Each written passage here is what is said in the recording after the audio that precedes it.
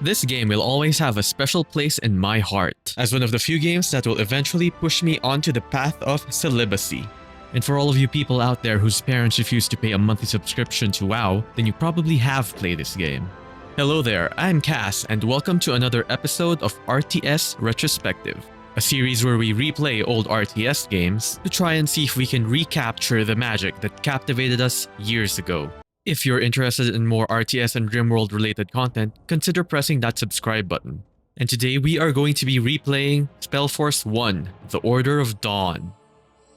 This RTS RPG hybrid was one of the first PC games I have ever played, together with Warcraft 3 Reign of Chaos and Warcraft 3 Frozen Throne. It combined base building with a pretty heavy RPG system, complete with stats, skills, spells, items, and inventories, and something unique to the game called runes. This was the type of game where you could spend hours of your time theory crafting builds for your avatar, and then trying to make them work. Meanwhile, the RTS portion of this game is relatively simple and streamlined. It lets you play around with 6 races, with a certain bias towards a certain tree-loving race. It is pretty formulaic. You build a base, you get resources, and you build a death ball, and then you steamroll the map with said death ball. Nothing quite beats the sight of your archers shooting one singular enemy. This game released in 2003, developed by the now defunct Phenomic Studios and published by Encore Incorporated. Though receiving relatively mid to high reviews, the game itself was successful enough that it gave birth to 2 expansion packs and an entire series based on its universe, up to a Spellforce 3, all of which I have played instead of going out and meeting new people like my parents wanted me to. This gem of a hybrid game is absolute definitive proof that the universe does occasionally like its peas mixed with its porridge. You were wrong, Rosalind Lettuce. I opened up version 1.54 on my computer and immediately noticed that the game is capped at 1280 by 760. And only version 1.61 of the game, which is only sold on Steam, has widescreen support. Now the game audio is also very loud, and so we turned it down and looked for a fix. And I don't want to say this, but thanks to a Reddit post, we find an FOV fix for Spellforce, and since my antivirus wasn't blasting my computer apart, I decided it was safe and put it on. I reopened my game and it looks like the fix worked, but let's double check on the options menu just in case. Okay, I'm still on 1280 by 124. However, everything looks okay on my end, even my recordings are okay, so I am going to ignore this. And while we're here, you can change difficulty levels on this screen as well. There are 3 difficulty levels in this game: low, normal, and high. Low and normal would function just as you expect, where enemies on low are just weaker versions of normal monsters. But when you set it to high, you still get normal enemies, except there is way more of them. And way more enemies means way more XP for us. The Spellforce Platinum Edition has 3 campaigns in it.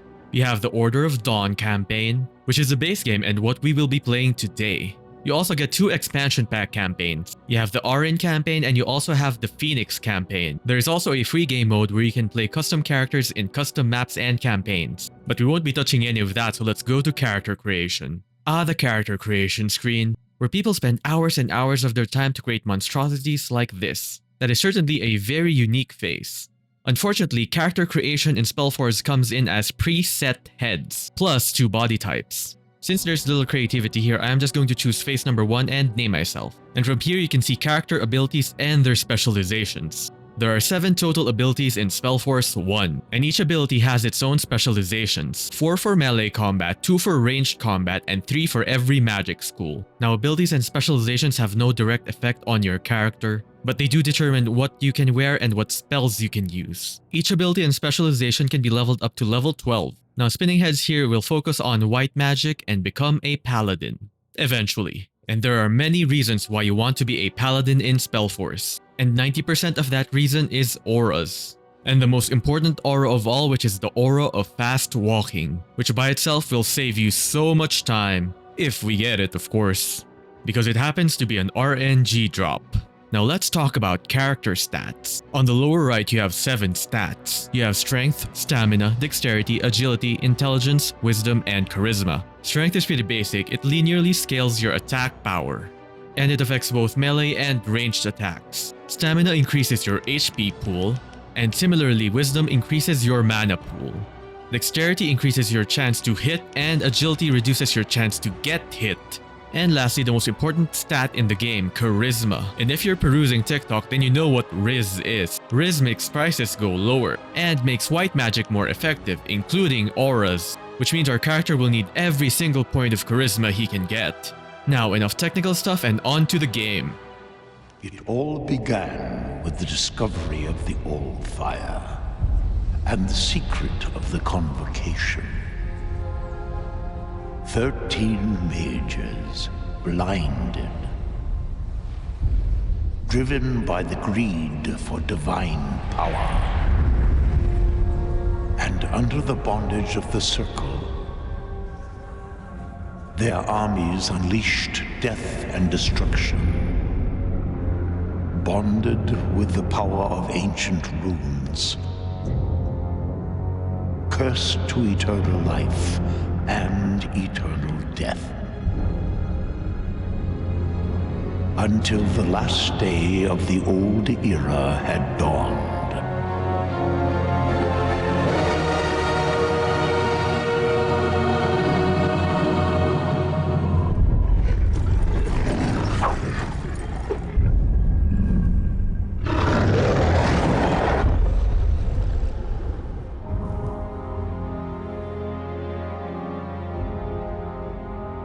So have you come to witness the day of my ultimate triumph, poor old man? No. To witness your downfall.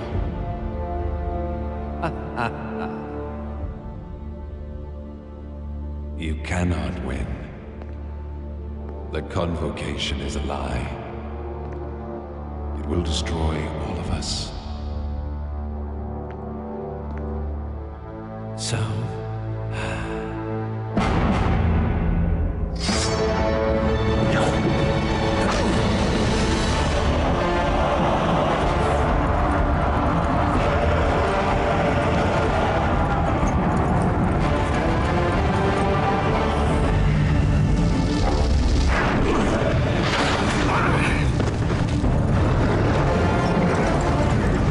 You shouldn't have come. You really think I care a fig for your whimpering?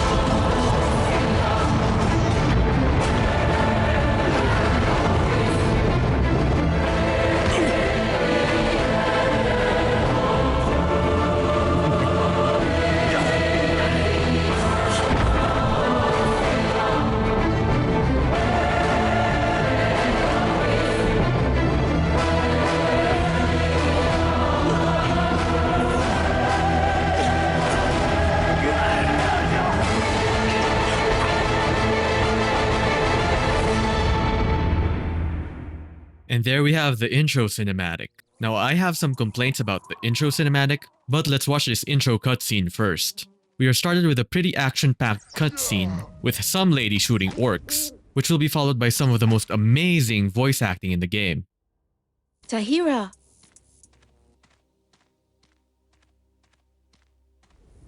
Rowan sent us. He needs the power of the Rune Warriors. The Northern Realms are in danger. Just how can you talk straight like that, without even the slightest of pauses? And if you were not absolutely floored by the performance of this voice actor, here's another one. That's why he sent us. A very special rune lies concealed somewhere in these lands. We here to search for it. But we were attacked and Lev is wounded. He needs your help. We need your help. Now, whoever edited their voiceovers absolutely forgot to put spaces between the sentences. Well, that's not true because there were 2 periods there that were respected, but you get what I mean. It also feels like they forced their European game devs to do the voiceovers at gunpoint, because a lot of the dialogue in this game is spoken out either really flat or with a few grammatical errors. However, most of it is actually spoken well, but with a distinct European accent. Now, as a non-native English speaker myself, I don't want to insult the voice actors too much.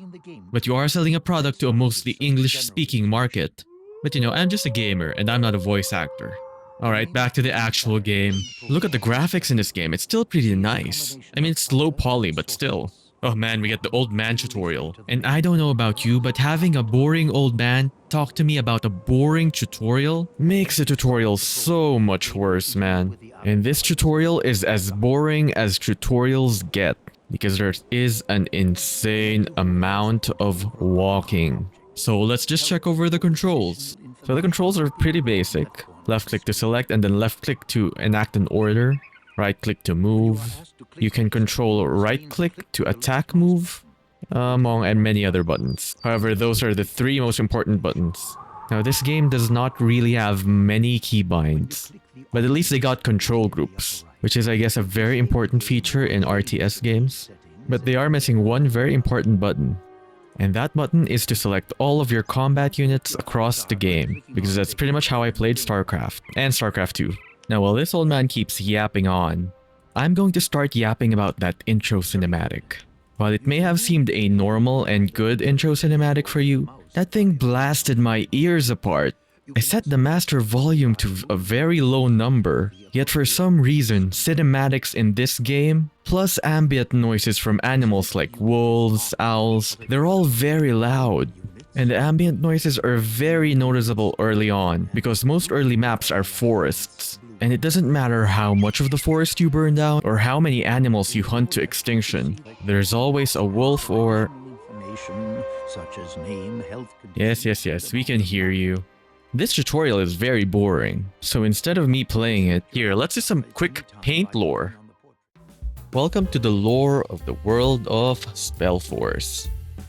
Now the world story revolves around something called the Circle. Now what is the Circle, you ask? Well, the Circle is a group of the 13 most powerful mages of the land, who have decided to come together in order to further magic. Now the lore of the Circle is covered deeply by the game Spellforce 3, so I will not be talking about it in detail. Now the Circle mages here discovered something called the Archfire, which is basically something similar to super magic, which allows them to perform magic that even they were not capable of before. And then the Circle mages discovered something called the Convocation, which is a ritual that will allow them to ascend onto godhood, which led to a war because only one person can ascend to godhood. Now this whole Convocation thing was actually fake. It was actually a plot by evil creatures made from pure darkness called the Fial Darg. The Convocation was attempted and of course it made the world explode. What remains of the world are now islands, separated by an untraversable elemental sea. However, one of the surviving Circle mages named Rohan created portals, which allowed travel between the islands. Now you play as a rune warrior. Now what is a rune warrior? Well, they're basically slaves. Slaves made by humans for humans. And Tahira here was asked by Rohan to search for your rune because he has some uses for you. And now the tutorial guy is teaching us about views. And what view means is that you can now look at all the glorious pixels of your avatar's butt. Isn't it such a great feature? You can then move around using the WASD keys and oh, look at this low poly pillar. It sticks out like a sore thumb. Oh, and also you can strafe left and right. And it actually slows down when you move backwards too. Too bad this goes to the dumpster, because it severely limits your view. Nice try though. And I actually got so bored of the tutorial that I skipped it. And welcome to the first real mission of Spellforce. Now in the prologue, Tahira has managed to acquire your rune and give it to Rohan, who is apparently your friend. He gives us our rune, which means that we now have our own free will and are no longer a rune slave, but we are still a rune warrior, which means we are immortal and we don't age. A courier interrupts our very heartwarming reunion and starts talking about creatures made of black steel ripping into the Northland. And then Rohan decides to leave us here in the wilderness, asks me to arm myself and go to the town of Greyfell, and leaves us with this messenger with a very scary looking dagger. A dagger which I'm sure he'll use for good things.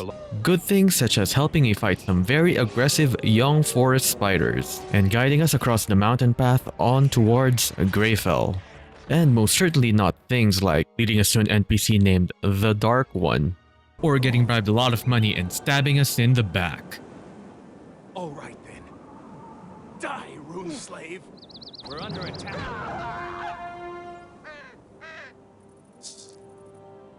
Our UPS courier here has himself a magically sealed casket.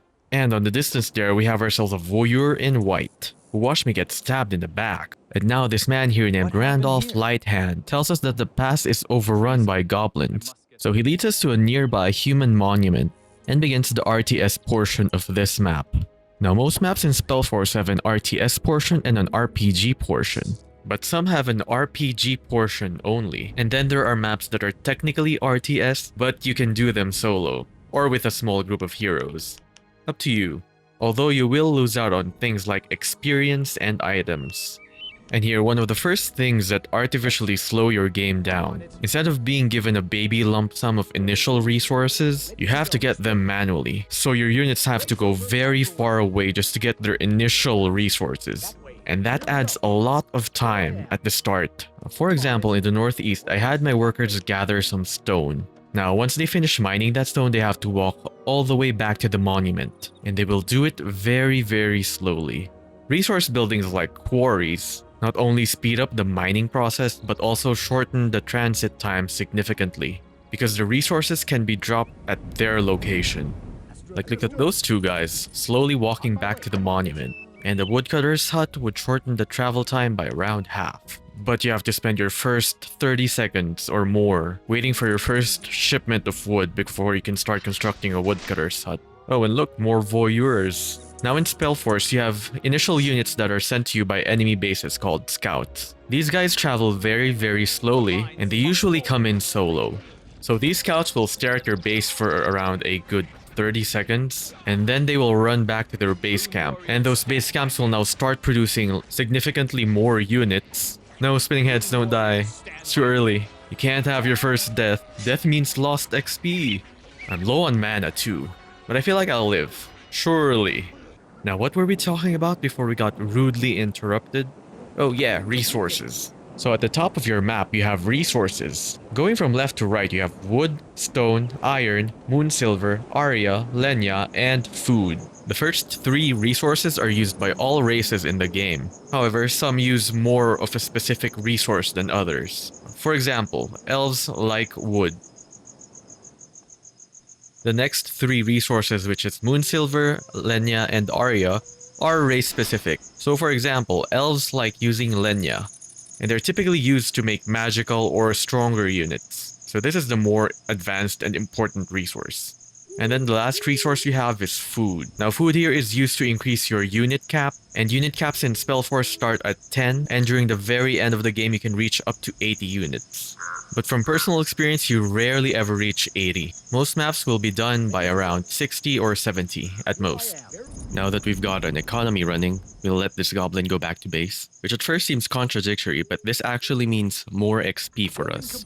And in the later game, your avatar will carry 90% of your playthrough. We're close to finishing this forge, which is the basic requirement for any military unit. Here is a fine display of enemy AI. Look at this goblin ignoring the hero and walking straight to the base. And this is a pretty common occurrence for scout units. They will occasionally ignore towers and units for the purposes of scouting. After leeching XP from the goblin, we are now level 2. When you level up in Spellforce, your avatar gains health and mana. Plus, you gain 2 ability points and 5 stat points to distribute. Now, unfortunately, abilities are limited by your stats and your level, and you can't dump all of your points into one stat. Each level has a max cap for stats. For example, at level 2 the max is 42, and you cannot assign any more points into your stat that you want, which I guess is important for balance purposes, but come on, this is a single player campaign. Let me have my fun. For the initial part of the game, I am going to assign all of my stats into charisma and spellcasting stats, especially intelligence, and spinning heads will learn boons and also mind magic. Because I remember there is a very powerful spell in this game. I'm not sure if it's in this campaign, and it lets you clone yourself, and those clones do damage, but are pretty fragile. We managed to get together 5 recruits and 1 crossbowman. And what are we going to do with all these forces? Well, you see, there's this cut purse right outside our base. A lone singular thug. And of course we're going to beat him up for his money. Sorry, his ill-gotten gains. He is labeled a cut purse after all. And we are the good guys after all. And here is your first view of group combat. Fortify the defenses. I shall not fail.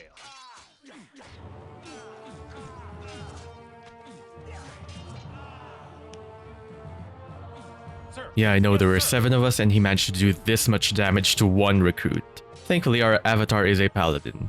We also tear down his hive of villainy, which is definitely not a meager hut in the middle of nowhere.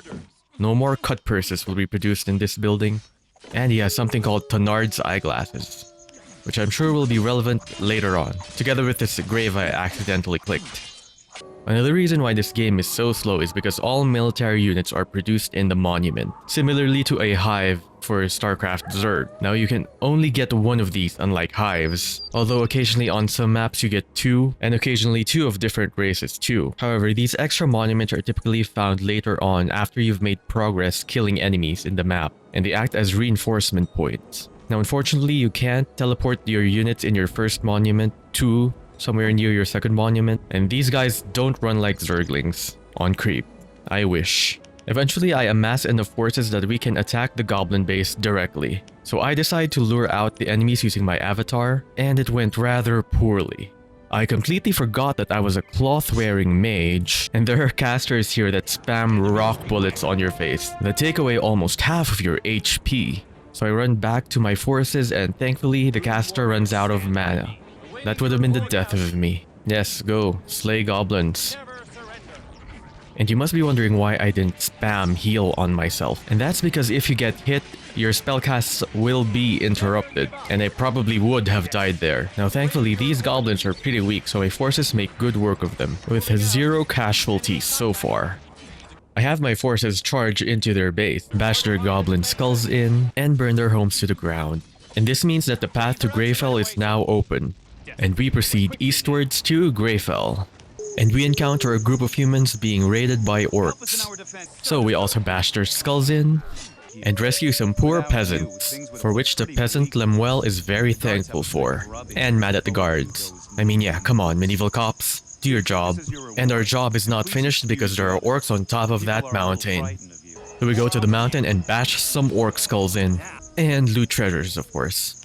5 minutes later, we arrive at the city of Greyfell. And it's good that 5-minute cities are on the minds of these Greyfellians. 5 minutes away from a farm that will supply you with local produce, and 5 minutes away from a local mountain that has orcs in it. Some amazing urban planning. We ignore everything in the city and rush straight to Sartarius.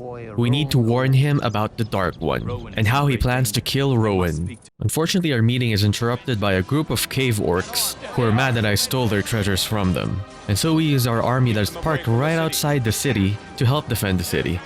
These cave orcs are really smart, huh?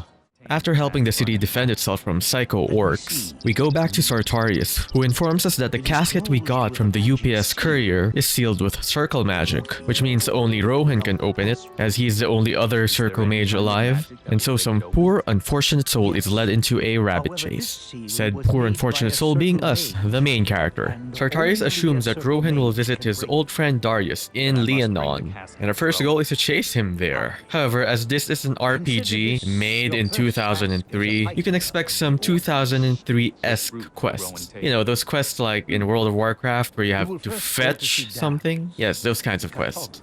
This dude, Gabar, lost his master's eyeglasses, which we of course found in the mountains. So we give it back to him, and he has a follow-up quest where he asks us to find a magical quill that you cannot find on the market. This guy wants brandy from his homeland, and apparently you can't find any here. What the hell happened to trade? This dentist who lost his pliers to goblins in another country. Sirs, I am an immortal and soon-to-be powerful rune warrior. But since we're getting XP from these quests, god damn it. Fine, we'll fetch your stuff. Now let me explain the Pokédex. I mean your runes. So down here you have rune workers. So for every race you need a rune that you will slot here, and this rune will determine the level of the worker plus the level of the units you will create. And on the top side there you have slots for rune warriors. And now that you are a free citizen of the Roman Republic, you are now legally allowed to own slaves. And we have a single rune warrior right now named Warrior Cord. And off to Liannon. Welcome to the countryside filled with fish, cows, trees, more cows, and some goblins on the road. Now this is the first map in the game where you can only play it as an RPG, so no base building here. However, this map is still as long as an RTS game in Spellforce. So we beat some goblins up on the road and we eventually make it to Liannon. Darius here informs us that Rohan has already moved on to the Wildland Pass, and that to follow him we have to go north to Eloni. But first we have to talk to the commander of the guard, Selenfell. But we're already in town, so let's talk to the local townspeople first. We have Bart Boggleson, a man with an Irish or Scottish accent, who tells us absolutely nothing useful. Sean Muir provides healing. Your wounds shall be healed, and illness and poison And the blacksmith Sunder, who just grunts at us. What a nice, quaint little town. I guess that's a signal for us to start talking to Selenfell. Now Selenfell here asks us to deal with bandits in the area, who are apparently under a man named Brannigan, who we will meet much later in the game. And to do that, we need to summon the help of our slaves. And by slaves I mean Warrior Cord. Now the hero monument back there is specifically used for heroes. And another good thing here is that you can also equip your heroes. So they function similarly to your character, except they are much weaker. And with Warrior Cord on our side, we cleanse the countryside of bandits and goblins. And we also meet this fisherman, who gives us our first side quest of the map. Kill some goblins and retake fish, which we also do. We go back to Selenfell and inform her that we've freed the countryside of bandits and goblins, and she gives us soldiers to help us secure the portal to Eloni. We then march to Eloni and bash some goblin skulls in. We secure the portal and unlock a few upgraded units for our human armies, including a cleric that uses Aria, the special resource, and a marksman that can shoot 2 enemies once upgraded. So you have to slot them in here on the building plans menu, and it can become quite tedious. Now these plans and units are typically unlocked after certain campaign missions, but there are a few supportive structures that can be unlocked via merchants, and you have to buy them with gold.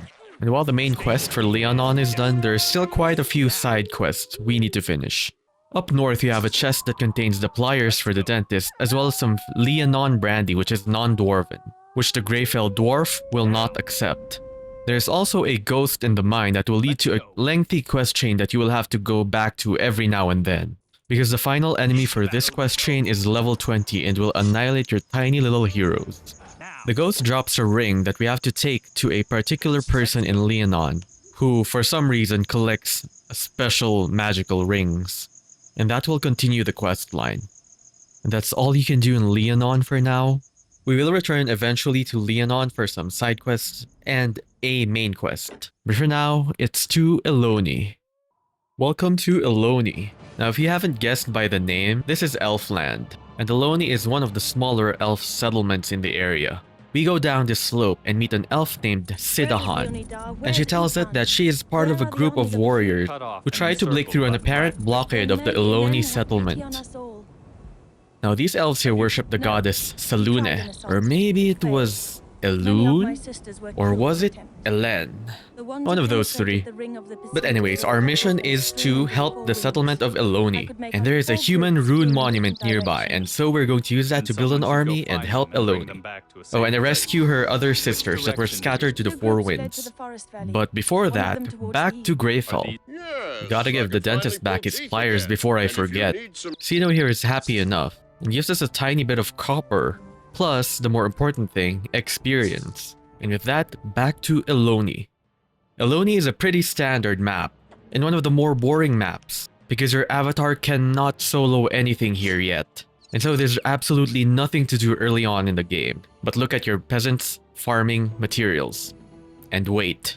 And here, let me demonstrate just how weak your avatar is right now. I managed to fight off a few goblins, and I now have to kill Godwall and Zan the Trader, and it does not go too well for me, and I have to put my workers back before they get caught in the crossfire. Or, you know, killed by stray units. But eventually, after 30 minutes of playing, we managed to build ourselves a base and get ourselves an army. We opened the gate here that has allowed us to thrive without the threat of enemy aggression. This leads to a huge wave of goblins into our base, who were then quickly eliminated by the power of your marksmen. Look at them go.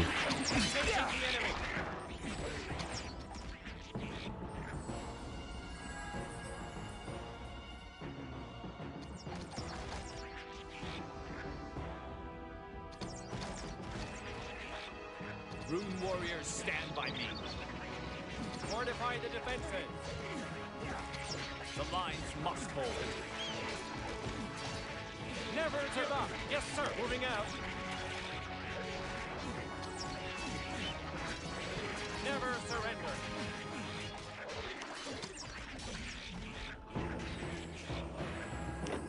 Now you may have noticed I have clerics also in my battle group. Now, while it might seem like these clerics are actually very powerful, they will at most save you at least 1 unit per engagement, or maybe even 2. And that's because of the way they heal units. So in Spellforce, whenever a unit is damaged, even if it's just 1 unit and no matter how much HP they lose, all of your clerics in range will cast a healing spell on that damaged character. There is no smart casting in this game. And clerics can only cast 3 heals at most consecutively before they're out of mana. It takes a lot of time before they recover mana. But while they are not that useful, I still keep a few around, just to prevent death. Also, Spinning Head here is now a level 5 aura bot, and I am buffing my army with the aura of fast fighting. This aura increases the attack speed of your army, and it is very powerful. We managed to destroy the blockade in front of the settlement of Eloni. We go inside Eloni and ask for some archers to help us push east into the next map, which is Leafshade. We beat back a huge army of orcs and goblins, go into their base and destroy it, and secure the portal to Leafshade. And of course, after the end of every campaign map, we get new units to play with. Completing this map unlocks our 2 mages for the humans. You have an enchanter and a mentalist, who will unfortunately never see the light of day outside of their academies, because most magical units in this game are just simply not worth getting to. For example, the mentalist here is much more bursty than your archer, especially against mages. They will one-shot mages even. But after 2 to 3 casts, they are essentially very weak melee fighters that will just die in 3 hits. Meanwhile, marksmen will last forever. And with the constant barrage of enemies you have to face, there's absolutely 0 reason for you to dedicate any time to anything but marksmen for your ranged attackers. They really should have added a ranged attack for mages, which is one of the few things that really bothered me when I was a kid, because I was expecting, oh, I'm a mage, therefore I must be casting spells, always. And nope, here I am smashing my staff. Sir, you can't beat a Balrog. Go back to school. We backtrack and kill ourselves a dragon, which will carry an item for a quest we will need later. And this dragon is pretty lame. Good night, Fafnir. We backtrack further south, into the lands of beastmen, and also goblins, who have captured themselves a group of free traders. Now, free traders are what you would expect. They are free, and they are traders. Thank you. We free them from their bondage and ask what the hell are they doing in this land. And they tell me they're after some Arya Frost, which dragons apparently like. And so we traded in for an item. And you would think that this very rare item will be traded for also a very rare item. Nope, she just gives us something called a Ruby Ring of Mages. Items dropped by your level 1 and 2 enemies. What an epic quest.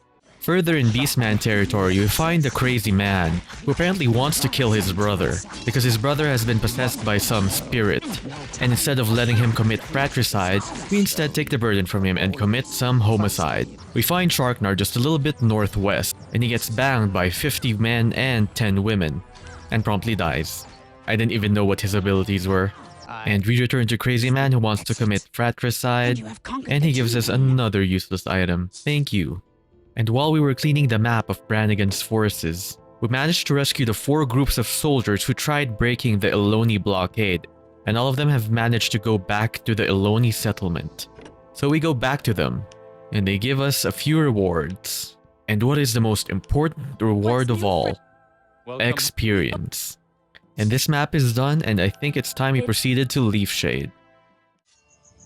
We arrive at Leafshade, which is supposedly the main settlement of the elves. However, we will learn that the elves of this area have been completely destroyed, and their camp has been replaced by a camp of Brannigan's men. And if you forgot, Brannigan is the leader of a group called the Black Fist, which for some reason is surrounding the areas of the humans and elves. We go down the mountain and find ourselves a group of humans from the House of Utron. Utron is one of the noble human houses, who are based upon an area called the Shiel. Now, unfortunately, the Shiel has also been surrounded by Brannigan, and so the House of Utron sent Sergeant Einar here and his men to break through a blockade, similar to Laconde, the elf woman we met earlier, and they both failed. Now, Sergeant Einar here asks us to help him break through Brannigan's men, because the portal to the Shiel is on the other side of this map, of course, and so we oblige. And so, we do the typical RTS stuff. Secure the human monument, build ourselves a base, and gather ourselves an army of marksmen and clerics. Now from here on out, RTS maps actually become longer and longer. Just building this force alone took me around an hour of gameplay. And on the endgame maps, you even have maps of 2 hours. And I can tell you that is not really fun. But with an army of marksmen and clerics, we charge through Brannigan's initial camp and forcefully break it apart, and unlocks the next set and last of the human units. Now the paladin there will be very important for the next part of the campaign, which has us face off against a lot of fire towers. Now paladins here have a higher resistance to magic, and how resistance works in this game is that you have a percentage chance to completely avoid a spell based on your resistance. Now, I don't know the exact formula, but having 100% resistance does not mean 100% chance to avoid spells.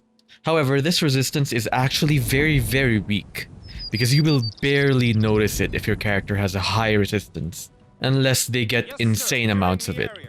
But any resistance is better than no resistance, and so we set ourselves up for the paladin. Now, the other unit here is an armsman, and it is pretty similar to the paladin minus the fire. However, it does not cost Aria, so it is a better alternative if you are short on Aria. I start producing a mass of these paladins to tank hits for us, and send them over to the front lines. We cross over to the other half of the map, which triggers this cutscene. Tiara's flame, what's that? They're attacking. They've been hard at work. What a bulwark. Now the enemy bases here are lined with towers that shoot out fire, and that is what the paladins are for. Now most missions will follow this standard gameplay pattern, where you have to bulldoze through a heavily fortified base filled to the brim with towers. I'm sorry, Sergeant Einar, are you the commander here? Yeah, I thought so. There will be no crossbowmen up that hill, we just charge. But anyway, we unlock a second human monument, which we will use to reinforce our army. We also meet an elf woman here, who asks us to gather some ingredients so that she can make us a special spell mask, which is a pretty powerful item. And also she asks us to free her sisters. Do you stupid wolves mind? We're kinda having a conversation here. Yeah, thank you, owls. So we say yes to her, but because there will be a constant stream of enemies coming at us, we have to do the main quest first before anything else. And then we encounter a twunk, the evolution of a twink. Now don't let these twunks fool you. They are very hard to kill. Now there are around 5 twunks wandering around in this area. and Sergeant Einar is going to ask us to kill all of them. And I swear, this is not a hate crime. They're literally named Twonk. Slightly misspelled, but still. Here's our second Twonk wandering around in the wild, Elijah Twonk. Now, I don't know how he doesn't notice that there's an army coming after him. And soon, he is dead. The next Twonk here charges at us alone, and is also quickly annihilated by my forces. Now, the other two Twonks have to wait, because we have to destroy the main base, because it is becoming quite hard to defend against the enemy attacks. And you know, instead of respecting Sergeant Einar's battle plan to put archers up there, we just charge through the blockade.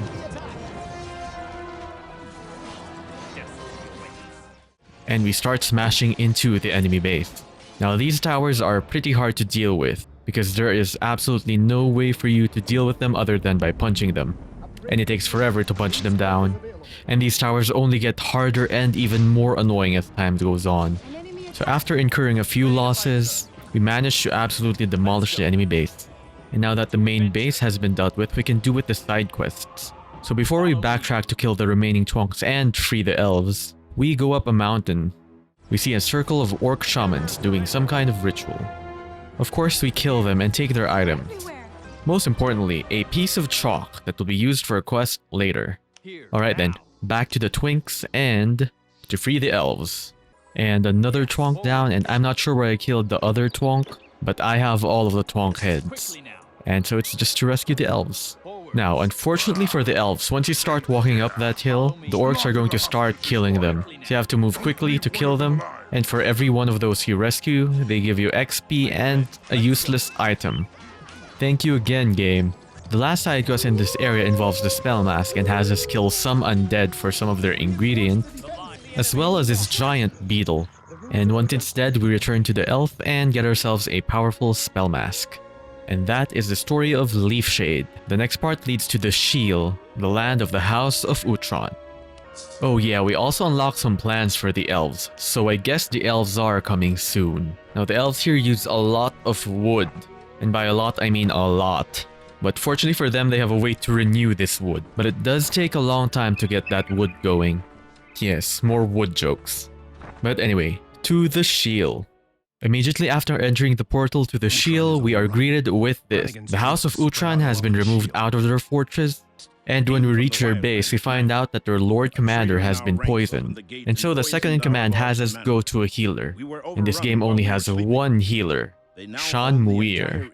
So back to Liannon we go. We go back to Shan Muir in Liannon, and she agrees to make the potion. However, she does not have the required materials. And of course, a goblin has the required materials. So we go to the goblin and kill it, and she makes us a potion, which we bring back to the Lord Commander. We also find ourselves some magic pants that will be embroidered by a seamstress called Tanara later into one of the most important items in the game, an item that increases your run speed. And since we've leveled up a bunch, I decided to try the rest of Udwin's retinue here at the Haunted Mine. And so we go to the mine and kill the Spectre, which leads to another quest chain that eventually spawns the third Spectre.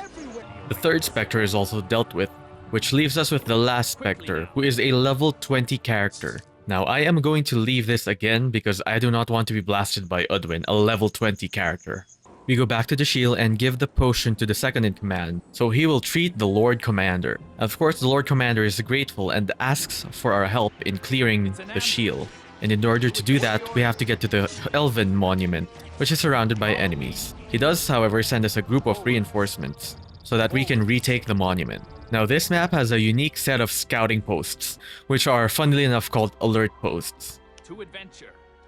So here, when these units see you, they will run to the next unit, and they will eventually alert the main base directly, very quickly, than usual scouts. We don't really care about this, so we just leave them be. Now we managed to retake the monument and start the RTS portion of this game.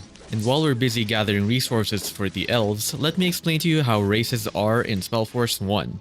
First, you have your buff holy guys and wizened old men, which we already finished playing. And then currently we are playing the sexy arrow shooty ladies, and will then overlap with your drunk short kings, followed by your green honorable savages, dumb and dumber, and you have sexy broody murder guys who like black magic. And you may have noticed by now, but races here are gender specific. All races are technically male except for the elves, which are all female for some reason. And I don't know why a lot of developers insist on this. This is very prevalent in Eastern MMOs too, where you have a class that is gender locked and it's really annoying. Like, can I be a male archer please? But no, we don't have enough budgets to develop separate genders for each race. At least Warcraft 3 tried diversifying their races by having different genders. Like, yeah, still, archers are female. You can't escape the sexy arrow shooty lady trope. But anyway, let's build our base. We've got our base done, some basic units to help defend our base, and now the time for towers has come. Now this mission is particularly difficult because you will be assaulted from every single angle. And actually every map after this also has a similar pattern. So in every map starting from the Shiel onwards, you have to tower defense. It is unescapable.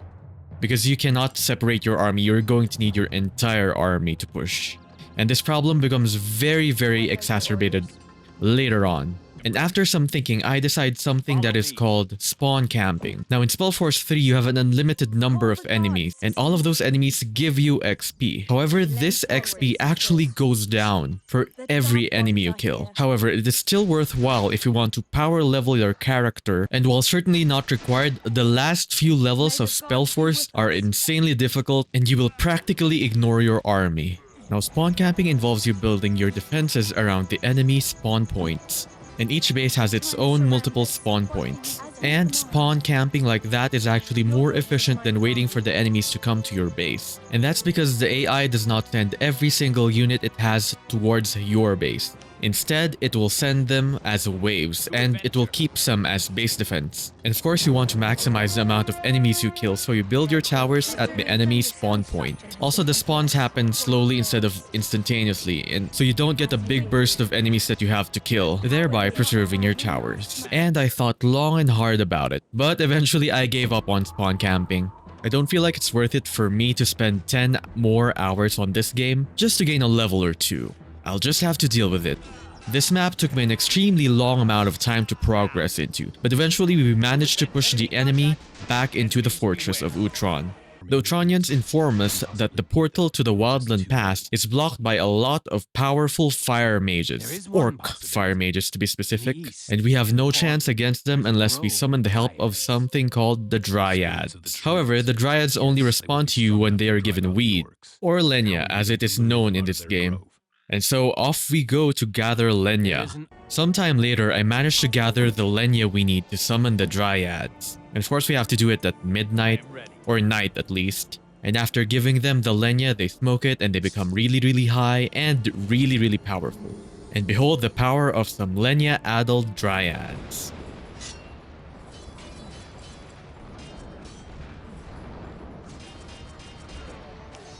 On my way. Awaiting your order.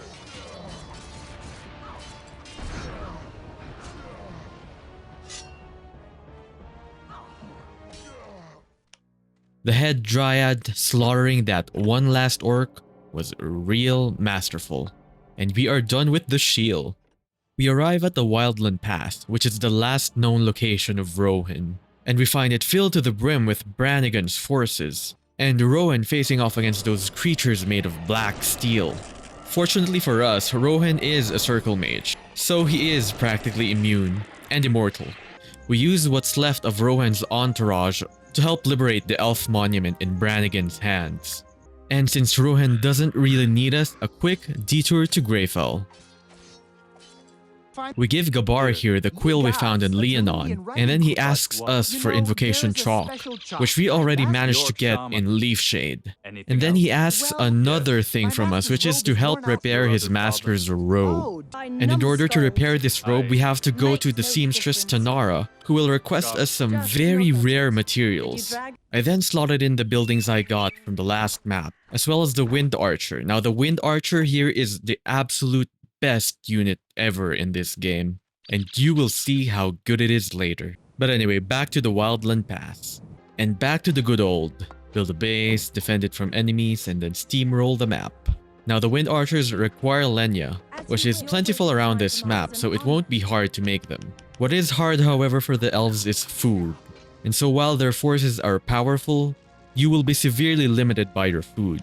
In fact, the game developers always pair the elves with another race, just to help solve their food problems. And there's only one map in this entire game where you get elves, and you only get your food from elves. An hour later, I managed to build base and form an army of wind archers and warders. We decide to confront this man who is obsessed with spiders and apparently has killed a child and took her dress. You know, some pretty weird things. And so we murder him. He sends a wave of spiders and you will see just how powerful wind archers can be. So these sexy arrow shooty ladies have an ice attack that will freeze enemies, which gives them more time to attack them. And with enough of them, you can actually attack an entire army without ever getting attacked in return. Oh, also if you're fighting a boss, these guys will just absolutely freeze the boss permanently, greatly trivializing the boss. Alright, spider dude killed and murdered child avenged. Let's go back to the main quest. We beat down Brannigan's sword using ice arrows and unlock a human monument together with a reinforcement elf monument. Now here is where you will need human food, because Brannigan's base is absolutely fortified with fire starters that will rip your fragile elves to pieces. We're going to need paladins. So part 2 of the RTS begins, and another 30 minutes later, we get ourselves an army of paladins, wind archer, elven healers, and a griffin. And we're still not doing too well. These fire starters are broken, man. But by making good use of the griffin as a meat shield, and our avatar's insane healing skills, we managed to make it to Brannigan's camp, and eventually kill Brannigan himself. Now this took me another 30 minutes, and this is the longest RTS battle I've ever had. But Brannigan lies dead, and eventually we secure the portal to the Frost Marshes. We get ourselves a new unit, the Protector, which is the female version of a paladin, but ice. We are now ready to pursue Rowan and warn him about the Dark One. Now unfortunately all the main characters in this game suffer from brain rot, and so instead of checking for traps, they opened the casket immediately and got trapped. And we learn of the Dark One's plans. So apparently the Dark One wants to do the convocation all over again. But the world has already been convoked, so what's there left to convocate? That is my question. But you know, before Rowan dies, he gives us a clue. That we have to obtain Hokan Ashir's legacy in order to stop the Dark One. Yes, and we have to do it alone. Because Rowan here decided to open a casket he knew full well contained a trap. But the story must continue. And we have to go back to Greyfell. That the time of dawn is past. The time of war has begun. We go back to Greyfell and inform Sartarius of Rohan's demise, who is apparently a god because he already knows that Rohan is dead, which means he is more powerful than fast travel. And Sartarius sends us to the northern Windwall Mountains, because this is the area where the undead starts, and therefore the area where we will find clues about Hokan Ashir. And Hokan Ashir is the circle mage of necromancy. And to the Windwall Mountains we go. But first we have to do side quests. Now this man here, Castigir, is doomsaying about something called Shadows, which will be the main focus point of the game Spellforce 2. But for Spellforce 1, we're supposed to help Castigir protect himself from shadows. And we have to go to some place called Farlorn's Hope to look for a man who is expert in death and shadow. And this man Sandor here has some stories about some echoing gravestones back at the place where we fought goblins, the Wildland Pass. And I do not have the energy in me to backtrack, so we're going to skip this quest for now. And then we have your Orthanc, a blacksmith, who will lead us to the quest Amra and Leia, which involves us getting Amra's armor. Now this is the longest side chest quain in the game, and you won't get it until the very end. And for a quest chain that long, the reward is definitely not worth it. Castigir's reward is better actually. But unfortunately there is a lot of quests in the side chain, so that's more XP. So we have to do it.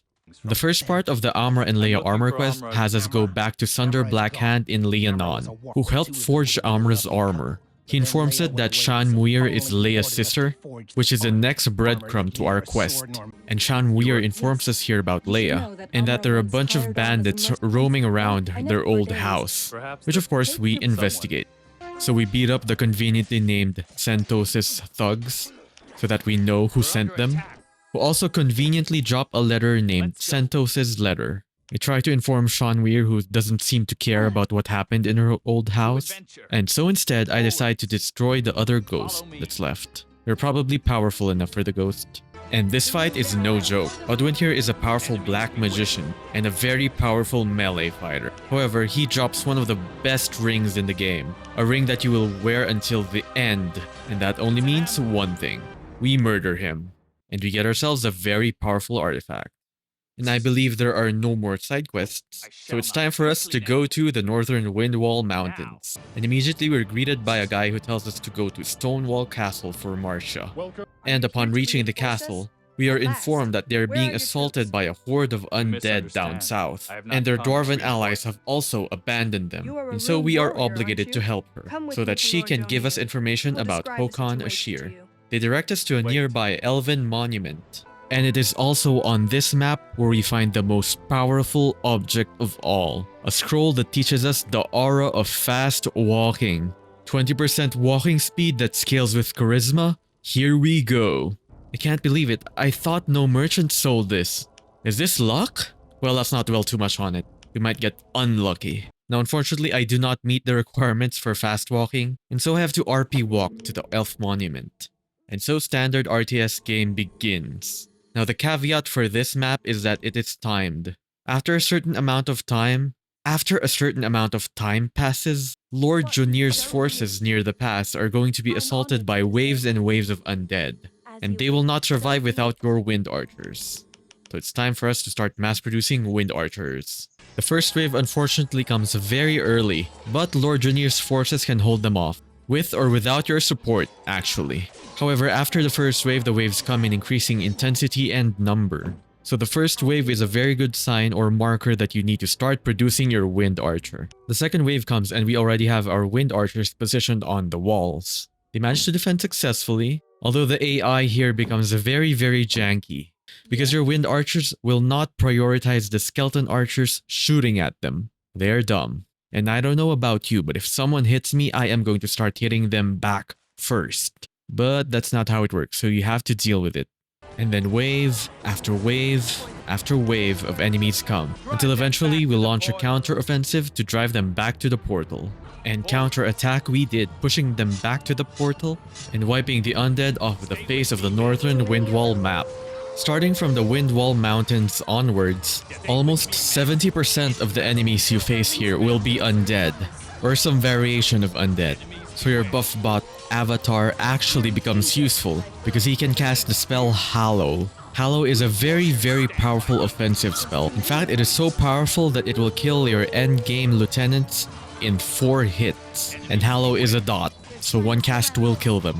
And it is also from this map forward where you will see the difference between your army and enemy units. Because the gap in the level between your army and the enemy army starts going up.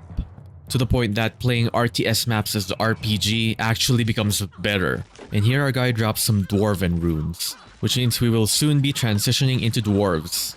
We get the unit plans for the Wanderer and the Winter Mage from this chest. Now these do pale in comparison to the Wind Archer. The Elven Winter Mage suffers similar problems to the Human Mentalist, in that it is bursty but once it runs out of mana it's a very weak melee unit. Meanwhile, Wanderers are also archers, with a stronger base attack than Wind Archers, but they don't have an ice arrow. They also come equipped with a dagger, which means they are better at melee combat than Wind Archers. But at that point, just have protectors to screen for your Wind Archers. We also got the plans for the building the Frostbringer. This building is very powerful for spawn farming, because again, it freezes enemies, and frozen enemies cannot attack or do anything to your buildings and any nearby units. We clean up the rest of the map, and then we proceed to the next part of the campaign, which is the southern Windwall Mountains. Now we can go south to Greydusk Vale immediately to search for clues about Håkon Ashir, but that area is guarded by so many undead that are high level, and there are ways you can cheese that blockade, especially if you're a mentalist with mind control, but we're not a mentalist, we're a paladin. We go back to Marcia, who informs us about Håkon Ashir, and then we are eventually redirected to the southern Windwall Mountains, from which we will attempt to restore the bond between the northern Windwall humans and the southern Windwall dwarves. It also serves as a side route to Greydusk Vale, which is our campaign destination. So off to the southern Windwalls we go. The Northern Windwall Mountains are an RPG section only. However, by this point, since we already have 3 auras, fast walking, fast fighting, and aura of might, this map is actually far easier than any RTS map. We go to the nearest monument and summon. Now the Southern Windwall Mountains here are the home of the dwarves, and here they have their capital, Windholm. However, because of the disagreement between the Northern Windwall humans and the Southern Windwall dwarves, we have to get ourselves a voucher so that we can move freely around Windholm. Of course, since we're the main characters, we get someone to vouch for us. And we learn from the dwarven leader of Windholm what happened between the Windwall humans and the Windwall dwarves. So the dwarves and the humans have a long history of friendship, to the point that their children, or the heirs of the thrones of each, have themselves something called a blood bond, and the tradition continued up until this day. However, a dragon attacked, and the human heir named Joshua Hallett abandoned his blood brother named Herger Skeldson. This broke the blood bond between the two races, and of course as the main character we have to fix everything. And so we are going to force Joshua to kill the dragon. And by force Joshua to kill the dragon, I mean kill the dragon myself. Now this map has a lot more side quests than the first RPG map, Liannon. On the southern end of the country, there is a rampaging giant, and this guy will assist us in poisoning him. This old coot lost his glasses, which we fortunately found earlier. He gives us dwarven brandy, which we will later give to the dwarf in Greyfell. Now the giant has been terrorizing this human cattle farmer by stealing his cows. Unfortunately for him, the ingredients we need for the poison that we will use for the giant is scattered all over the map, so we have to do the main quest first. But first we rip apart some beastmen and depopulate the area, which is unavoidable as this is also the path towards Joshua Hallett, who is in exile here at the southern parts of the map. We convince him to come kill the dragon with us in order to regain his honor, and given that he has no choice, it's either exile or be killed by the dwarves, he accepts. Don't worry Joshua, I will do 99% of the heavy lifting. We ask a guardian to open a gate, and apparently the gate beyond is filled with so many monsters and the dragon is at the very end. How very convenient for the dragon. And we encounter a group of dark elves. Now, the dark elves here are different from common fantasy dark elves in that they are cave dwellers. If they were in RimWorld, they would love fungi. But this does not discount the fact that there are dark elves here, and they probably have something sinister planned for the dwarves of Windholm. And so we murder them before they murder us. After murdering ranks and ranks of dark elves, we reach a cliff overlooking Windholm. Now unfortunately, these dark elves don't have any incriminating documents about what they plan to do with Windholm, nor do they have any loot, so it's a bit of a waste of time. Deeper into the mountain ridge, we find a reinforcement hero monument that is also being guarded by a lot of dark elves. And being a completionist, I murder them all, even though I don't really need the hero monument. We eventually reach the peak where the dragon was supposedly located. Of course, our heroes were already on the fight way before Joshua was. And with all of the aura spinning head sass, this dragon was killed, skinned, and made into some shiny armor. And this unlocks the other portal to Greydusk Vale. However, we do have another side mission, and by side mission I mean a side map, in which they dedicated an entire map to a side quest. But they also put side quests in there. Now it would be okay if the item rewarded for that quest was actually good, but we will find out later in Disappointment that the item we get is not what we expected. But first it's time to kill a giant. We've managed to gather all of the resources we need to make a poison for the giant, so the dwarven alchemist mixes us the poison, which we then put on a piece of meat, which we will attach to the meat belt of this giant. And hopefully he will eat that poison piece of meat and will be easy prey for our heroes. While waiting for morning to come, we encounter this very cute wolf, who has apparently been separated from his parents. Now we may be murderous monsters, but we are friendly to animals. So we escort him back to his parents. And since we've already cleared the map, there's nothing to defend him from. And so I take this time to make myself some food and wait for morning, because the giant will eat when morning comes. Tinara's cub manages to reach its parents before dawn, and so I have to complete this quest. Tanar, the male of the couple, is very happy to have their cub back, and so offers to follow us. And of course I'm supposed to understand what they all meant. But we've cleaned the map and there's only the giant left, and I don't want him to die, so we teleport to the giant. And since he's been poisoned, Spinning Heads makes short work of him. Rune warriors, stand by me.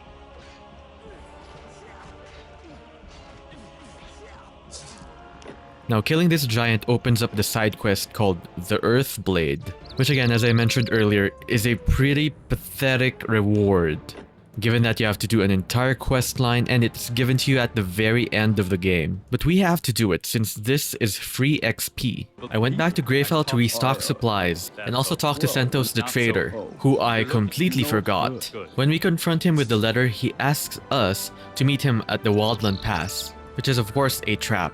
And given that I am not very interested in this quest or its rewards, we're gonna do it later.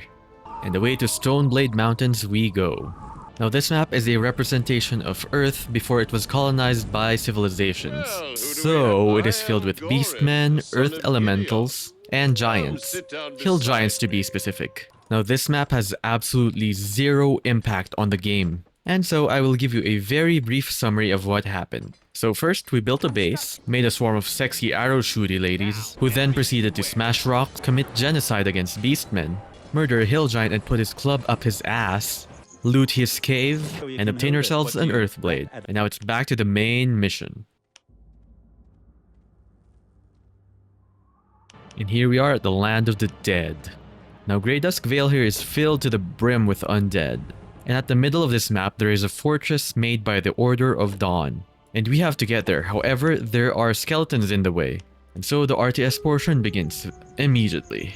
We make a small group of elven warriors, who will then liberate a monument to the dwarves. And this is our first map with dwarven units. Now a caveat about elves is that they have no building for iron mines.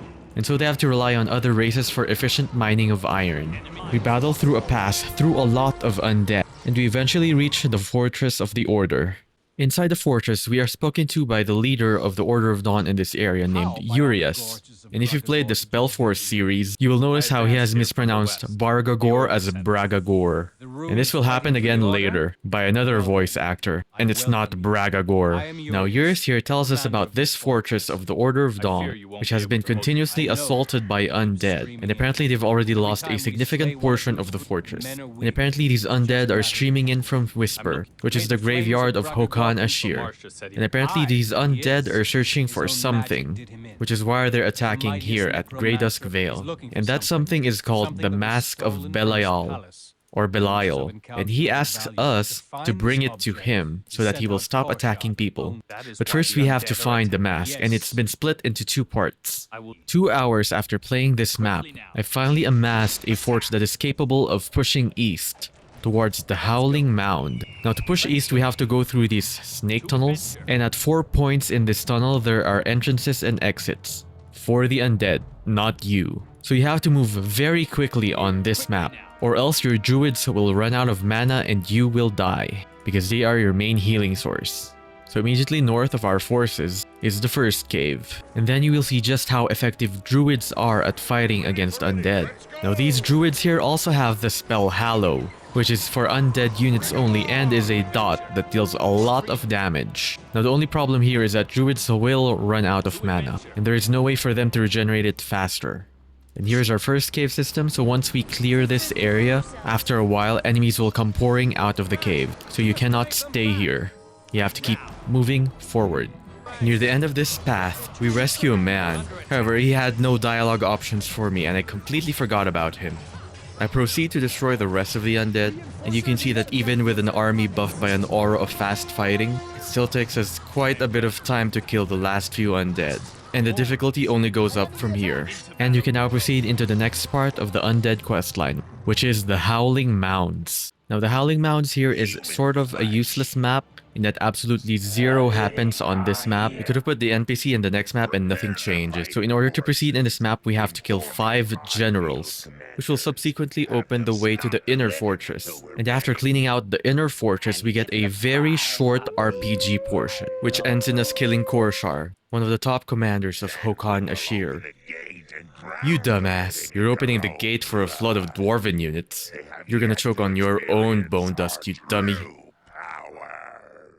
Now the Howling Mounds is dwarf only, which which sucks because Dwarven healers are bad. The cooldown on their heal is way too long, and thank God that we're a healer, because I am going to need it. But anyway, the key to the first part of the map is to do it as quickly as possible. Dostra out, because it's really hard to get resources here, and since Dwarven healing is bad, if you let enemy waves ramp up, you're gonna be in a lot of trouble. So we do the standard RTS stuff and build ourselves an army. And in the meantime, since Spinning Head is now strong, he is going to progress objectives by himself. The easier ones at least. And boy oh boy, Spinning Heads is no longer a pissy ass mage. He's really bashing in heads now. But we eventually managed to get ourselves a death ball of defenders. Now defenders are originally melee units, but with an upgrade they become ranged. We use our combined dwarven forces to kill the last enemy general and open the gates towards the inner fortress. And eventually we reach the inner fortress portal. And this starts the RPG portion of the map. And by this point in the map, it actually becomes quite annoying that you can equip your own follower, because you will get a lot of them. And every time you get a new one, you have to re-equip everything. So much clicking. But I'd rather take this over a 2-hour RTS session where absolutely nothing happens, which is the worst aspect of Spellforce. And that is the pacing of the RTS portion. We equip Warrior Karya here with weapons and armor, and don't forget her pants, and we proceed to grind Korshar into bone dust. Now, good old Korshar here is a mind mage, or mentalist, and he will spam Hypnotize, which will put your allies out of the fight, and it is really annoying to deal with him. Too bad he's made of glass though. Just a few hits in and he's already dead. And that will complete this portion of the map. Honestly, this map was pretty good. That's because my avatar can now solo enemies. He's no longer Wimp. Now Korshar here has the second fragment of the Mask of Belial, which we will use to negotiate with Hokan. We get ourselves more dwarven plants, yay. Not really my favorite race. I'd rather take humans to be honest, or dark elves. Nothing really beats elves. To be fair, loading screens in this game also go really fast, but I'm not really a person who cares about loading screens. Anyways, we're here at the city of Whisper, and here we have Ismael, or Ismail, or Ismail, you know, whatever. Sorry for screwing up your name. Now Ismael here is a very powerful individual.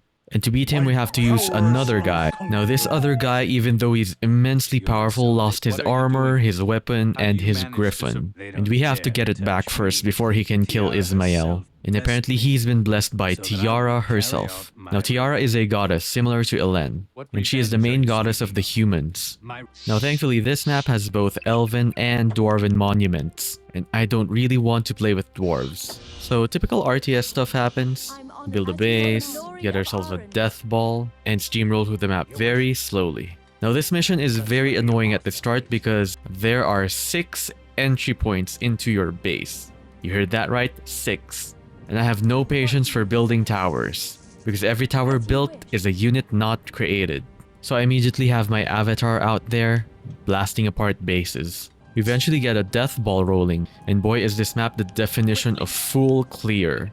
So you have to pretty much explore the entirety of the map in order to obtain Uthar Griffensteel's items. And boy, even with the aura of fast walking, this game still took quite a while.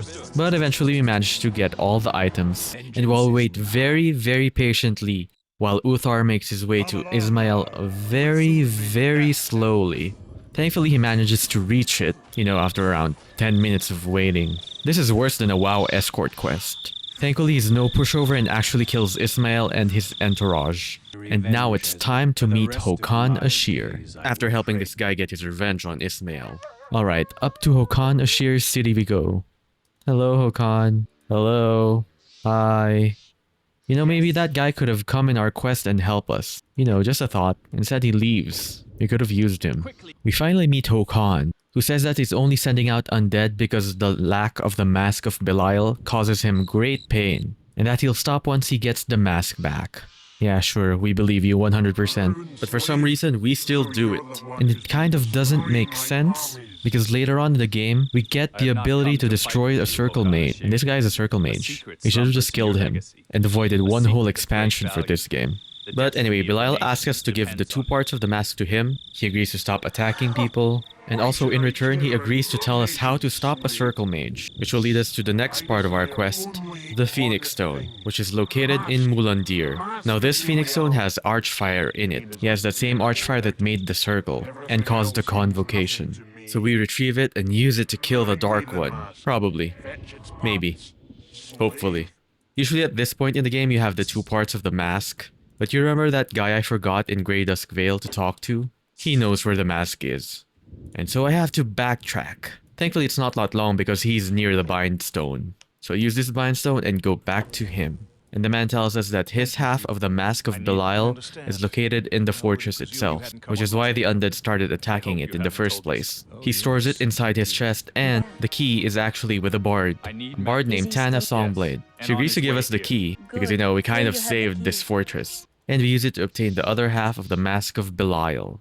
We go back to Belial, give him the mask, and he upholds his part of the bargain. Next stop to Mulandir, where we will retrieve a stone containing Archfire to destroy a Circle Mage, who is powered by Archfire.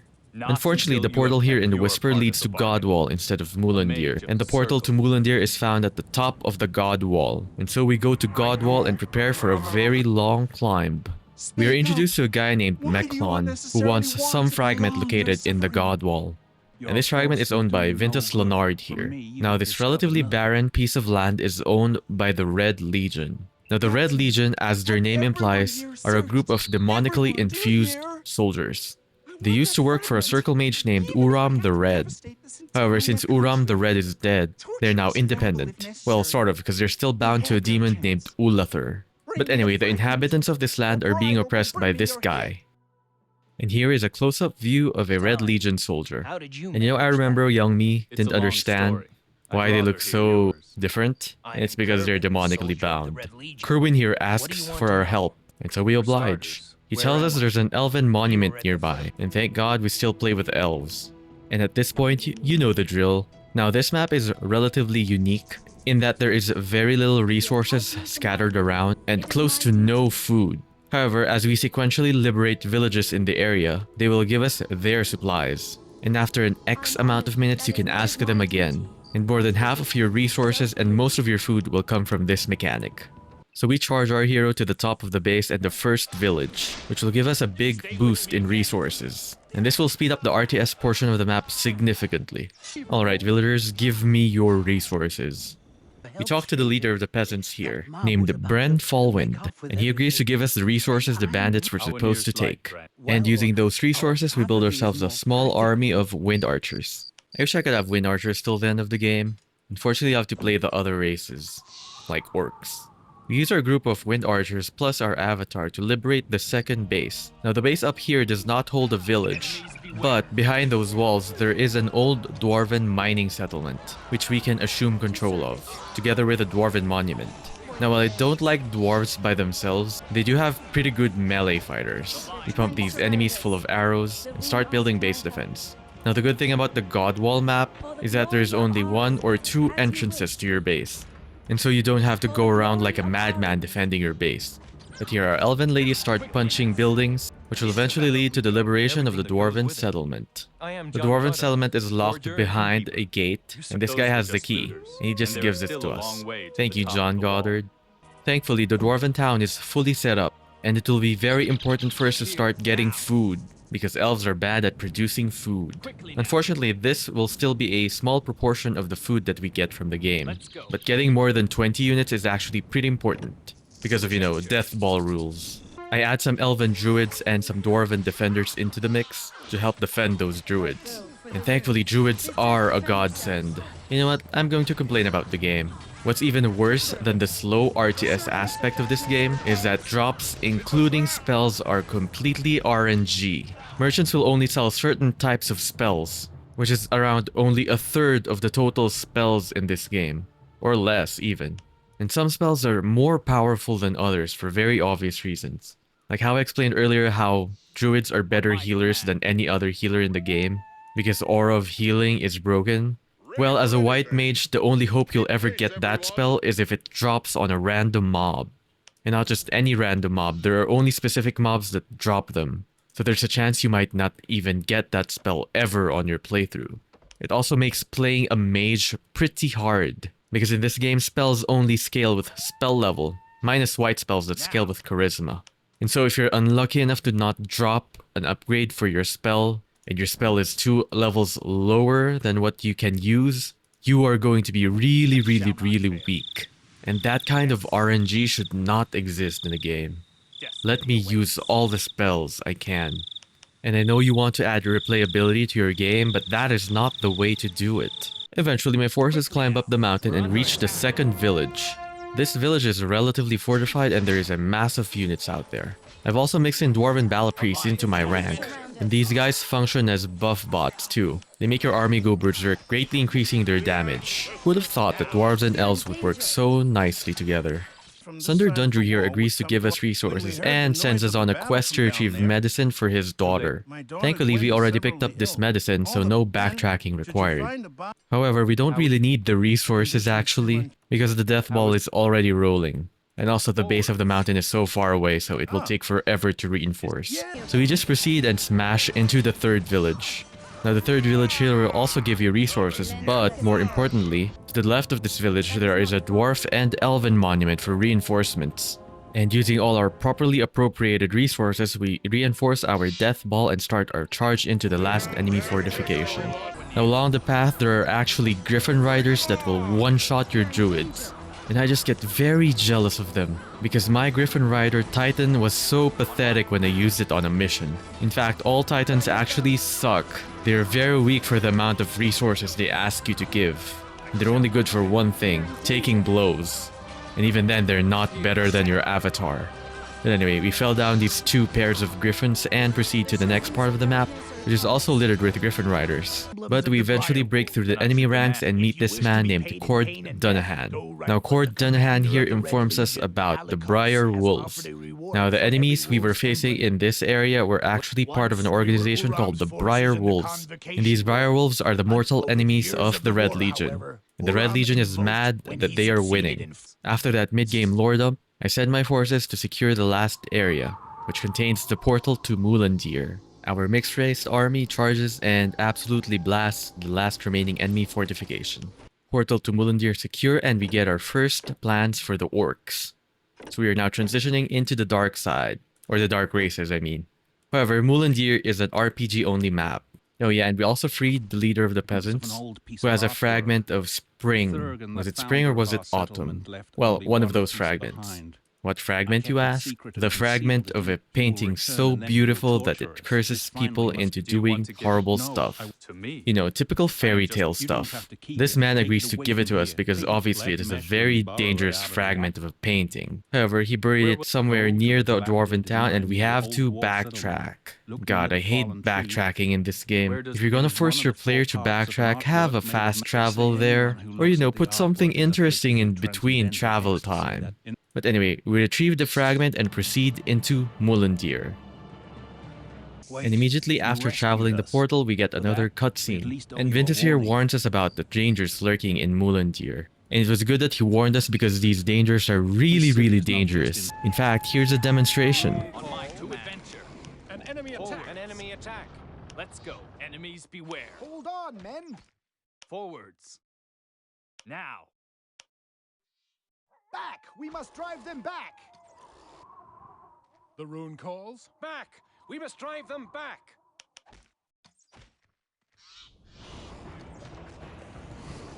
Rune warriors, stand by me. Ah!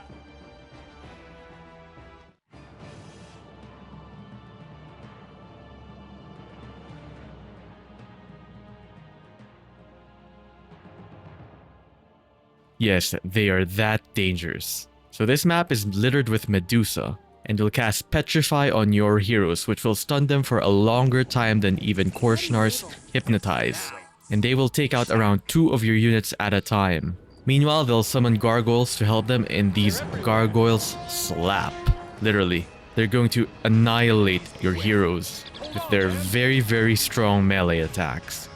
And you're supposed to avoid them, but they do give XP, and so I want to kill them. You know, the curse of this game. but also a blessing. Because I remember what they did in Spellforce 2 where they tied all of your XP to quests, and it was so linear that it was not that fun. Part of the fun of playing RPG games is overpowering your enemies, and being able to infinitely farm for that power, it just feels really good. Like how in Dark Souls, if you're a bad player, you can eventually finish the game. You just have to keep spamming those soul arrows at the enemies in the Undead Burg, and eventually, you will get powerful and beat the game. Eventually. And there are many devs that tell you that having an infinitely scalable system in your game screws up with the balancing. Then why is Elden Ring so successful and so fun? Why is Dark Souls so fun? Because those games require a lot of skill in order to dodge, but they also add a safety measure for players who are not as good as gaming. So it can be done. The game can be balanced around having an infinite system in your game. Well, practically infinite. I mean, you still have to introduce exponential losses on those systems. Otherwise, they make the game too easy, which is also a problem. But anyway, here we are at Mulandir. This is attempt number 2. We've cleared a pretty good portion of the map. I've learned how Gorgons work, just like how you play Dark Souls. Now, the enemies here are cakewalk except for the Gorgon. In fact, the Gorgon are even harder than the bosses in this area. Like this guy over here.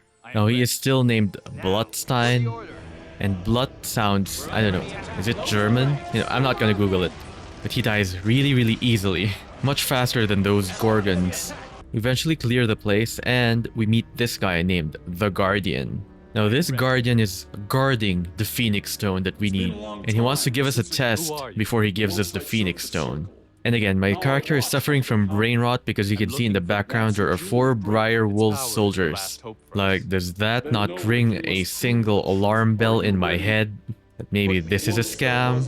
Unfortunately, we can't do anything about it, and so we have to do whatever the Guardian asks of us. And what he asks of us is to complete the painting that is composed of 4 fragments. The first fragment, which we got from the Godwall. The shards are supposed to be representative of each season, and the one we got at the Godwalls represents spring. Yes, I googled it. The 2 shards will be found on the next map named Farlorn's Hope, and those 2 shards represent summer and autumn. The 3rd shard, which represents winter, is found in an area called the Rift. So off we go to Farlorn's Hope. Welcome to Farlorn's Hope, named after a trader named Farlorn, and his trading post named Hope, which is a lie. Now this is the center of the rivalry between the Red Legion and the Briar Wolves. This map will have Red Legion and Briar Wolf encampments scattered about the map, and they will send forces towards each other. Now this map only features an orc monument, and humans get really mad when they see orcs. And so while your avatar is friendly to the humans of the Red Legion, your orcs are not, and your orcs are weak. And so aside from the standard RTS portion of the map, you have to avoid areas near the Red Legion. And besides that, this is pretty standard. Now, at the center of this map is the only source of fresh water in the game, and it was pretty small. And we also talked to John Farlorn here, and when I heard the word trading post, I was expecting a bigger trading post with more people. Now, the free traders here dislike the Briar Wolves, and so doesn't mind us killing them. Now, the 2 fragments that we have to search for in this area, of course, nothing is simple. They are scattered all over the map. The Shard of Summer Wind. Now, the Shard of Summer Wind is found in a great dragon in the northern part of the map. The other shard, the Shard of Autumn Twilight, was a possession of John Farlorn. However, when the war started between the Briar Wolves and the Legion, he gave it to an elven woman named Elwen, who was unfortunately captured by the Briar Wolves. And so the Briar Wolves have to be annihilated. Now, beside John Farlorn here is a man named Rigor Mortis, so he must be stiff and dead. This is the man Castigir way back in Greyfell. The first few missions asks for us to search for. This guy supposedly knows a way to empower the Shadow Ring, which will help protect Castigir from the shadows. He'll also send us on a side quest chain to find shadows, because apparently having the ring makes you be able to see shadows, which are incorporeal and dangerous creatures, you know, like those in a horror movie. But for now, we put the side quest on hold and finish Farlorn's Hope. I was reading the description for the crop tent and it says, required for winning Lenya. How the hell do you win Lenya? Well, only the orcs know, and I won't ask. While waiting for my base to get up and running, I go to the Red Legion encampment, led here by Commander Halicor. Now, Commander Halicor here will become a very important character in Spellforce 2, but as for Spellforce 1, he basically does nothing. He does give us an incentive to kill all of the direwolves in the area, because they will drop something called a wolf sign, and he will give a massive amount of experience for it, and gold too. In fact, so much XP is given by him that it's almost 1.5 levels for a side quest. And of course, we love our XP, and that means it's time to commit genocide. I build my Orcan army using spearmen and totems. Now, totems here cast a spell called Pain, which does a lot of damage. They are pretty useful but not worth their cost. Spinning hand, the orcs rip through enemy lines, and on one of the encampments of the Direwolves, we find a peculiar man, a man named Seth Dundred. Now, Seth here is an assassin with a personal grudge against the leader of the Direwolves, and so he gives us an offer. If we give him a disguise for the Direwolves, he is going to kill the leader for us, which is supposed to, in turn, make the Direwolves go on a rampage against the Red Legion. And while they're out rampaging on the Red Legion, we destroy their base. Makes perfect sense. Unfortunately, the disguise has to be picked from certain enemies, even though there's like a million corpses of Direwolves around here, and so we have to scour the rest of the map. A few Direwolf encampments later, we find the disguise and give it to Seth Dundred, who disguises himself as a Direwolf elite and goes off to assassinate the Lord Commander of the Direwolves.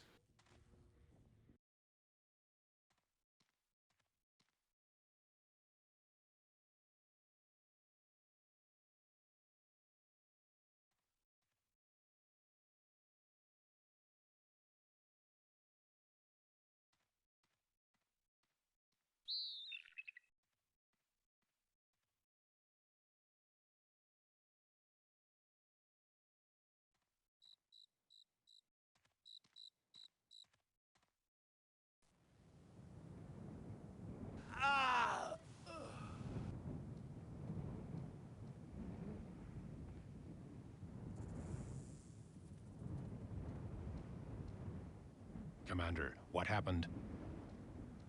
Commander Briar is dead. Look there, the dagger, the Red Legion. Those bastards murdered him. Wolf's Elite, come here. They'll pay for this.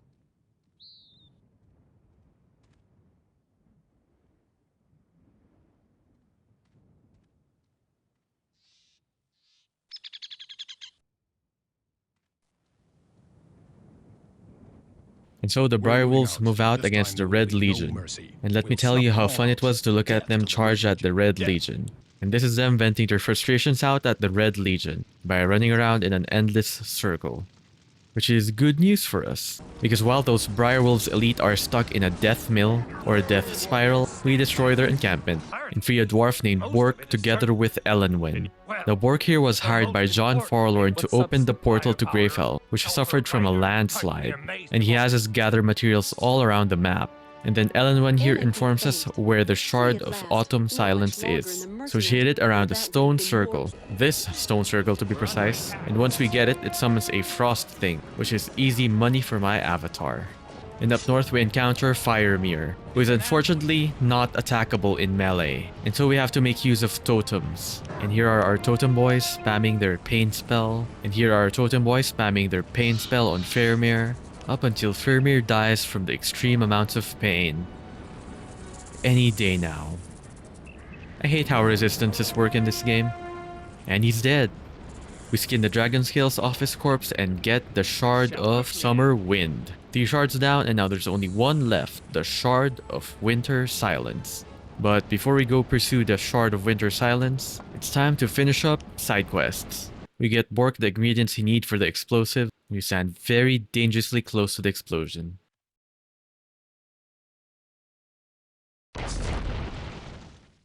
Which does nothing to us because we are the Rune Warrior. And back to Greyfell to finish off some side quests, like giving this guy his Dwarven Brandy. After 10 million years, he finally gets Dwarven Brandy. I'm surprised he isn't sober by now. He gives us a statuette in return, a statuette which is being searched for by a dwarf in the Windwall Mountains. And can we take a moment to appreciate the soundtrack of Greyfell? It might not be the best soundtrack, but it is certainly very, very good.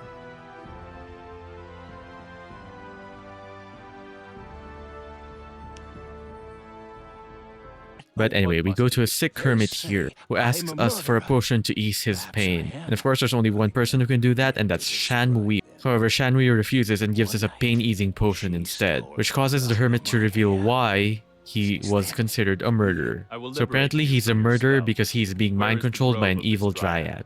And we do believe in second chances, so we go to the grove of this dryad and bash her head in for mind-controlling people.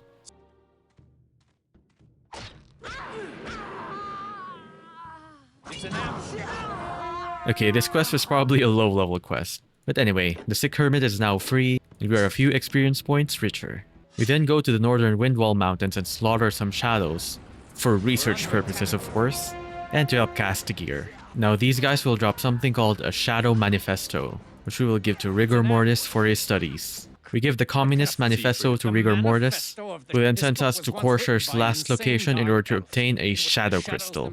We obtain the Shadow Crystal here in the Whispering Mounds, give it back to Rigor Mortis. However, Rigor Mortis here doesn't want the crystal and asks us to give it to the crazy guy Castigear. And so we give it to Castigear and he says he's gonna take some time to research the material, which means that I also need to finish a campaign mission before I can get it. And the reward for this is one of the most powerful items in the game, assuming you can wear it. But that's the problem with the Order of Dawn. If you didn't farm experience by camp spawning, then you're going to end the game at level 25. And unless you pre-plan your build, you are going to miss a lot. The amount of points you get to spend on abilities is actually pretty tight. Like for example, my character is already level 20, and I only have white magic at 8. I have a few random points on mind magic, and with just around 5 more levels left, I won't be able to get heavy combat arts to the level it needs for the Shadow Pulse armor. Which is sad, but one of my followers can wear it. We go back to Mulandir to clear the portal to our next destination, and that next destination is the Rift. Once we're in the Rift, we are greeted by Talia Storm, an Archmage of Ice. She holds the fragment of Winter Silence, however she refuses to give it to us, and also she's going to kill the demon god of this land. Very ambitious, so good luck. We are given a short display of how powerful she is, and unfortunately she doesn't clear the area for us. Also the textures are glitching out, so we have to chase her around and make sure she kills Ulather. And this is the part where the RTS portion of the game actually becomes very, very unbalanced. And we're going to show it to you in a minute. I've built myself a base and created an army of around 30 orc units. I've been mostly cleaning my map using my avatar, and so I wanted to see how my army would fare against an enemy wave, and so I sent it against them. And the results were terrifying, and also disheartening. Forwards. Let's go.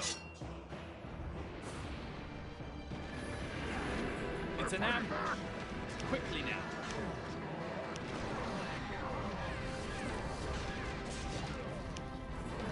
Enemies beware. Enemies beware.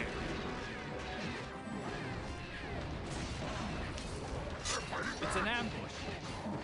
My entire army was decimated by a group of 4 enemy units, and I spent almost an hour trying to get this up and running. And this is what I get? And this gets even worse later on in the game. So you see, the level of your army is tied to the level of the rune you are given. So my orcs are level 11 around this point. However, these mobs that we are facing are level 20 and above. And the 7 level difference is a huge difference, actually. In earlier maps, the difference is around only 1 to 3 levels. And now the disparity is huge. So from this map onwards, you almost always ignore base building. And hope to God that you planned your avatar properly and got good RNG on your spell drops, or this is going to be a really, really hard game. But anyway, I was really annoyed that only 2 of my units survived that battle. I started to build more just in case, but I eventually just decided to clean the rest of the map with my hero. And after clearing the map, we catch up to Talia Storm, who was waiting for an audience to watch her kill Ulather apparently. Now, as expected, she overestimated her powers and got completely wrecked by Ulather. You overestimate your powers, human.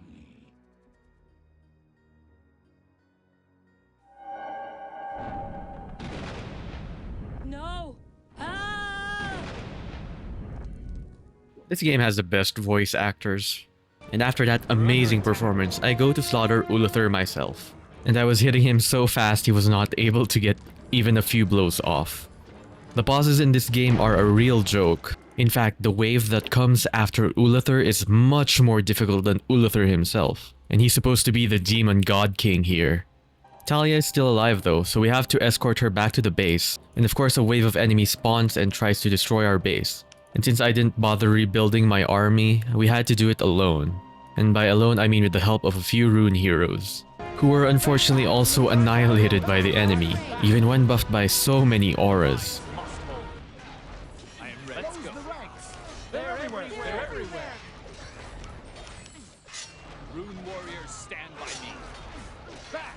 Fortunately, our hero is a paladin, and so I eventually managed to kill them very slowly, and praying I don't run out of mana to cast greater heal on myself. And after around 5 minutes of killing these devourers, one by one, we kill them all. Thank God I'm a white magician, and a paladin, and wielding a staff with the life tap skill, which steals health from enemies. And that is the end of the rift. Disappointing demon god, disappointing armies. At this point in the game, you won't really bother with RTS anymore except for the next mission. But of course, side quest time. This is the earth blade we get for wasting 2 hours of our time on the Stoneblade Mountains. And it is much worse than any weapon I have. And I can't even equip it. 90% of the quest drops in this game are actually trash, and that's the big problem with itemization in Spellforce. In the Order of Dawn at least. Back to Castigir then. While we were busy in the rift, Castigir here managed to research about the Shadow Crystal. And in return he gives us an armor that is imbued with shadow. Or as he describes it, a belt made of shadow. And this is the Shadow Pulse armor, the only good quest reward in the game. It gives you a boatload of stats and only requires melee 8, which I don't have. Now back to Mulandir, to the Guardian. Yeah, right. I can't believe I'm falling for this scam like my 80-year-old grandmother falls for scam texts. So we give him the 4 fragments of the artwork and he gives us the Phoenix Stone, which is obviously a fake. And he reveals himself to be the sorcerer illusionist Mechlon. Bet you didn't see that coming. We fight off against the Briar Guard who he didn't even bother to disguise with its magic. We chase Mechlon down and we have to fight his illusions that he scattered all around the place. We eventually face the man himself, who tries to weasel out of it by claiming that he was enraptured by this painting. But this painting has been shattered into a fragment since the convocation, so he's obviously lying. And we were given the option to kill him, and we always choose death in this game. Who knows, he might actually drop a useful item. And it's a weak-ass staff. Oh, and this is a very powerful spell if I bothered to level my mind magic to 12. Unfortunately, we are unable to use it. What a disappointing questline. The thing is, Mechlon has on himself the Phoenix Stone, the real Phoenix Stone. And that thing is really powerful, and it's a wonder why he didn't use it against us. But we are instructed to give the Phoenix Stone back to Sartorius, so that we can get on with our plan to kill the Dark One. But apparently all of the Knights of the Order of Dawn are already in the Frost Marshes in order to pursue the Dark One, except Gabar here because he's just an apprentice. Off to the Frost Marshes for another goose chase. Our mission in the Frost Marsh starts with an RPG section, which will eventually lead to an Orc Monument, and that Orc Monument will eventually lead to a Troll Monument. Now unfortunately you have to get your army in this map, and you'll see why later. You should also probably have a save on this map, because the resources are tight and if you fail, this might be the end of the game. We solo our way through a hero monument down in the valley. We summon our group of heroes and then work our way to the Orc Monument. And this is quite a long path. On the way to the Orc Monument, we meet Urias here and Craig Unshalak. And if you forgot Urias, he's the leader of the Knights of the Order in Greydusk Vale. Urias informs us that the Order of Dawn has been massacred here. We are also informed that Sartorius has been captured and is being held in an area called the Southern Godemark.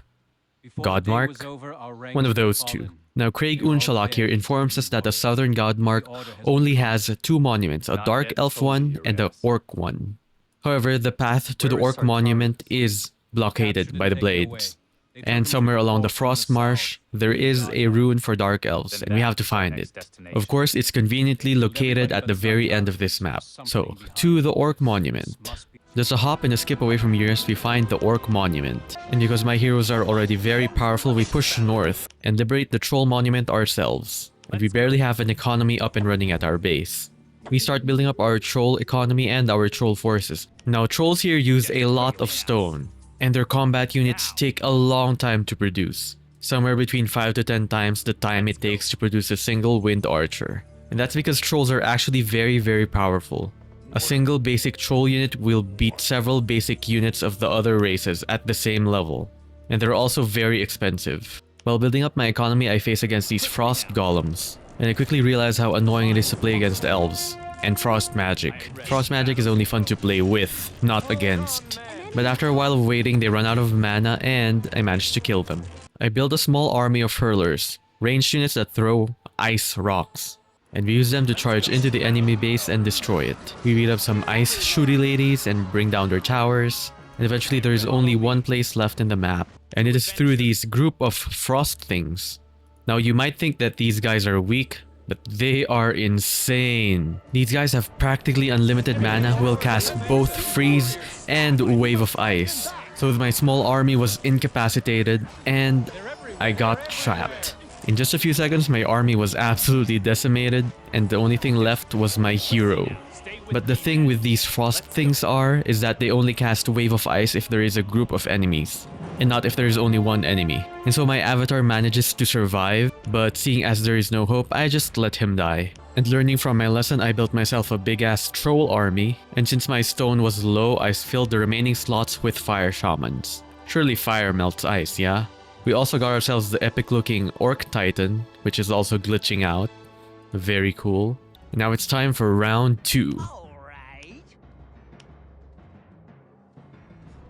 I am ready. Let's go. Close the ranks. Hold on, man. While my army is busy throwing rocks into the frost things, my hero is down here spamming area healing just to keep everyone alive. Man, what I would do to get the aura of healing instead. With a bunch of elven druids too. The battle goes slowly but surely, but eventually we do triumph. And the conveniently located runes for the Dark Elf is finally available to us. And now we are off to rescue Sartarius down south. Welcome to the southern Godemark. And you must be asking, if there is a southern Godemark, then there must be a northern Godemark, yeah? Apparently there isn't. Your biggest question solved. Now this map has us playing with the Dark Elf for the first time. However, we're supposed to play tower defense with the Dark Elves, and using your heroes and a group of rune warriors, eventually break through to the Orc Monument. And I tried it, but it's honestly a waste of time, so eventually I just smashed the base using my heroes. We find Sartarius being guarded by this Ice Weaver, and so we go off to rescue him. And the cutscene plays. And in this cutscene we see just how dumb everyone in this game is. Urias here starts telling us about how to stop the Dark One and how we have to destroy the blades. And to destroy the blades we have to go through a place called Nightwhisper Dale and then eventually to Urgath, which is the source of the blades. However, he didn't inform us that the shackles binding him were actually a trap, similar to the casket we were giving Rohan, which should have been the first thing he said. And so the Dark One knows of our location like Voldemort, teleports in with an army of blades, takes the Phoenix Stone from me and kills Sartarius. But not me. Dark One wins again, because we're stupid. But Urias and Craig Unshalak are here to save the day. We break apart the blades that were supposed to kill me, and promise to kill the Dark One. I will pursue him, and if I have to go, then you'd better stay here, Urias. This is a matter between him and me. The chase starts at Nightwhisper Dale, which has us fight off some blades while avoiding some very deadly plants. And these plants are deadly. Thankfully, I have an aura of endurance up, and so my HP pool is massive, and I don't die. Now, Nightwhisper Dale here, as the name implies, is deep into sexy broody man territory. And so we meet a group of them down south. And they inform us that their Aria reserves have been completely destroyed by the enemy, and that their Archon or their leader has been captured by the Kithar. You have your kitty cat boys. And so we got the right idea, why don't we just get Aria somewhere else? And by somewhere else I mean kill some creatures with Aria and wring it out of their corpses. Fortunately I've already done that while getting here, and so I just give him the Aria and he gives me some forces. And so we go down to the lair of the kitties and we destroy them with the power of black magic. And bashing their heads in. We find the Archon and eventually free him from his captor, Razar. And of course, as he's part of the sexy broody guys, he gets really mad when we rescue him and threatens to kill his soldiers. because he was rescued by a believer of the light.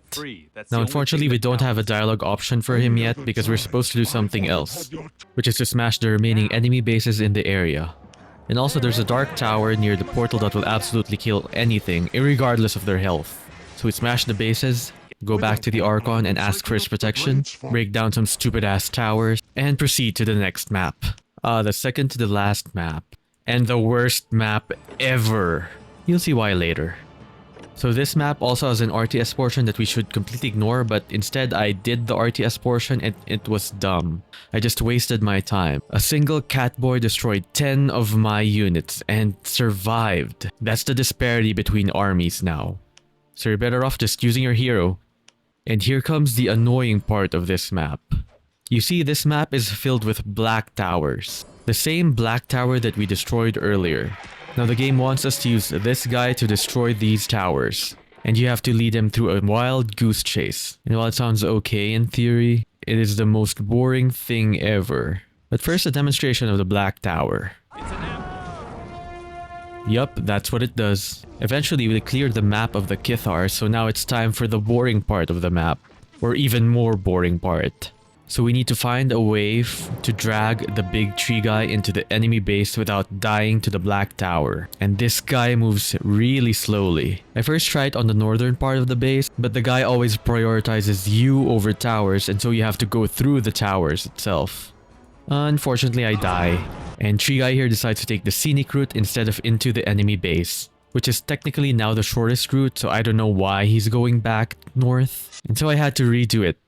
In the south this time. Fortunately, I had an aura of fast walking on, so I was able to dupe the tower.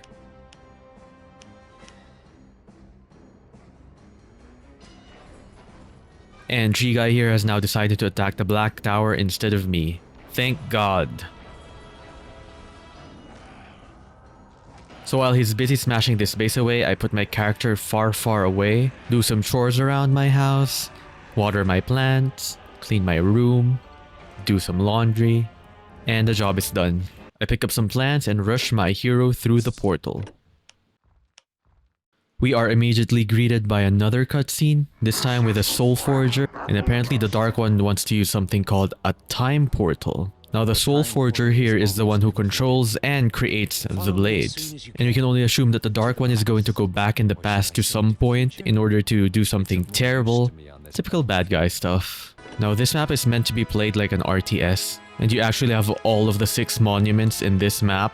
However, the best way to play this map is to smash through it by yourself. And if you play it as a mage, well, good luck.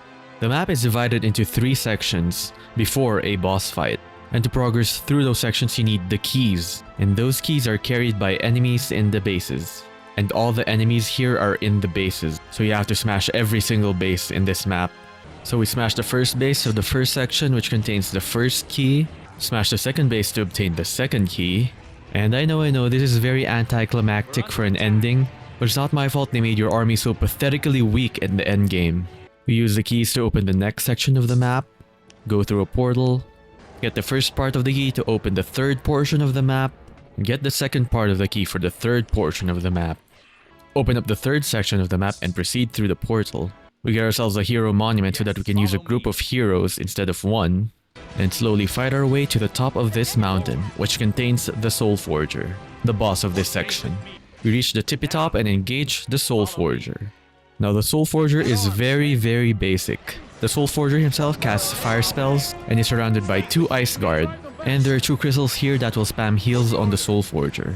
Now just for fun I wanted to see if I could kill him without destroying the crystals, and I could. That's just how powerful we've become. This is the true power of the Aurabot Paladin. Now every time you kill him, he respawns with 3 reinforcements. And there are no additional mechanics. It's just basic tank and spank. And while a pretty disappointing boss fight, there aren't really many boss fights back in 2003. There were no ground effects for you to avoid, no dodge frames to think about, just click.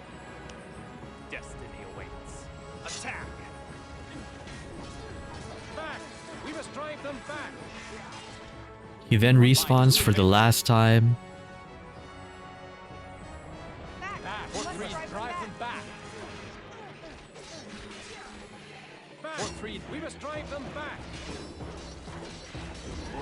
and dies. And immediately the ending cinematic plays.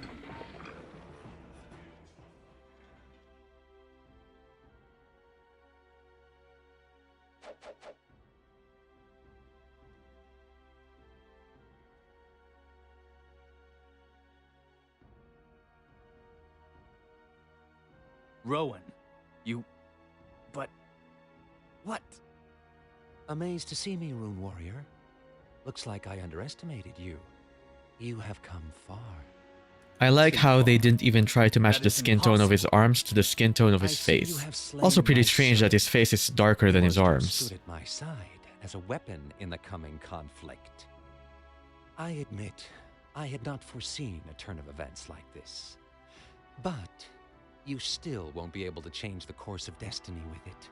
It is too late. When I step through this gate, the convocation has not yet happened. I am traveling back to the time before the war, and this time I will turn it in my favor. This book gives me the power to understand the convocation.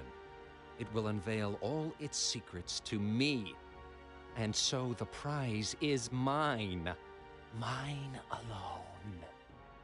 Farewell, Rune And so apparently time is involved, and am I the only one who hates it when time travel gets involved? Time travel and multiverses. It makes everything so confusing. It also lessens the impact of events that happen in the universe, because you can just change it. And here, the ending cinematic.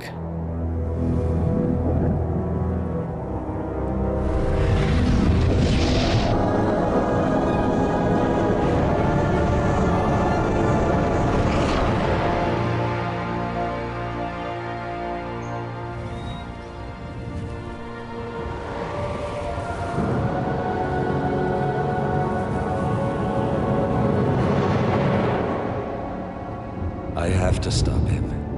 He doesn't know what he's doing. I was a fool.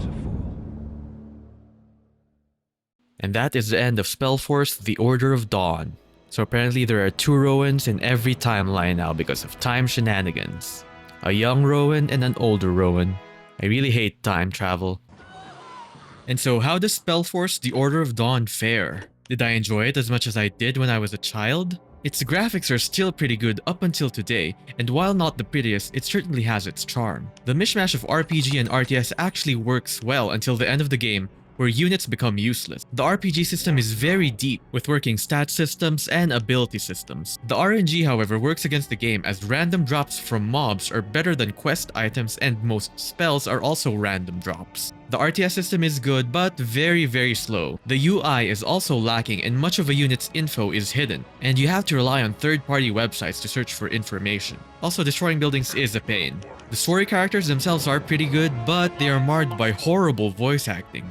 The storyline is basically you chasing Rohan and the Dark One and failing. There is no triumph in the Order of Dawn. Side quests are plentiful, but they provide no actual reward and involve a lot of backtracking. The world does have a lot of lore if you try to take a deep dive into it. However, I feel it would be better fleshed out with additional dialogue choices from characters that have no impact on the story. The music is good and combat feels visceral. There are no jarring transitions when you enter combat. There are also a lot of alerts on the screen that are thankfully not invasive in gameplay. Units have very limited voice lines and it gets repetitive very quickly. The game has a lot of combinations with classes and abilities, and there is no class system, meaning that the game is very much replayable if you can stomach the sluggishness of the game. And finally, I'm going to give it a retro rating of 7 Rowans. Despite the game's many flaws, I still thoroughly enjoyed my time playing this game, but now that I have to take note of time, it is not as fun as I remember. Damn you, adulthood. And that's all for this video. Tell me in the comment section below what video you would like me to do next. And if you like this video, don't forget to subscribe. And if you want more content, click on the screen somewhere on the screen. Goodbye everyone, and thank you for watching.